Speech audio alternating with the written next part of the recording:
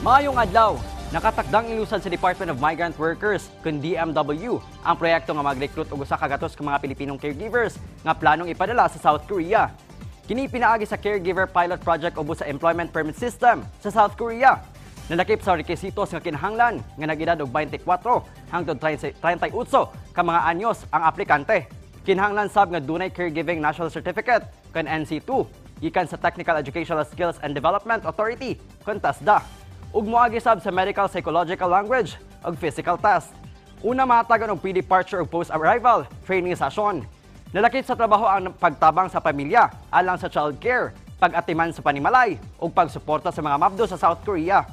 Magsugod ang pag-abli sa registration niini kanong adlong Webes, Mayo 9 hangtod Mayo 10. Makitang dugang impormasyon kalabot niini sa DMW Deployment and Government Placement Bureau in Action official Facebook page. Samtang giobserba ang bulan sa Mayo, isip Farmers and Fisher Folks Month, busa din sa Davao City. Pipila ka aktibidad ang nakatakdang ay paigayon, subay sa maong selebrasyon.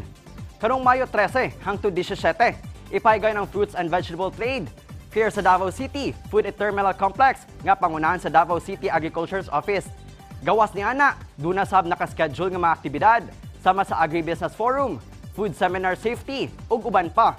Atol sa Monday Flag Racing sa Davao City Hall, giyatagan ng importansya ang kontribusyon sa mga mag-uuma ug mananagat sa dakbayan nga nakatabang sa food security sa nasud. Tema sa maong selebrasyon karong tuiga, ang magsasakat mangingisdang Pilipino, saludo ang buong bansa sa sipag, tibay at lakas nyo. Ugmo kato mga nag-unang balita dinhi sa PTV Davao. Ako si Kurt Ocon para sa Pambansang TV sa Bagong Pilipinas.